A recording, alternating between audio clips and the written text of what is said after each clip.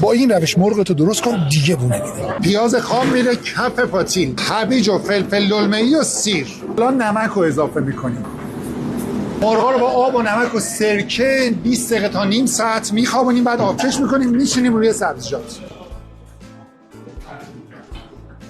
این 140 تا کف، 100 تا میاد روش، بعد سس مرغ هم میاد دوباره روش. سس مرغش هم پیاز داغ، رب زردچوبه، نمک، فلفل سیاه، پودر سیر و ادویه مرغ.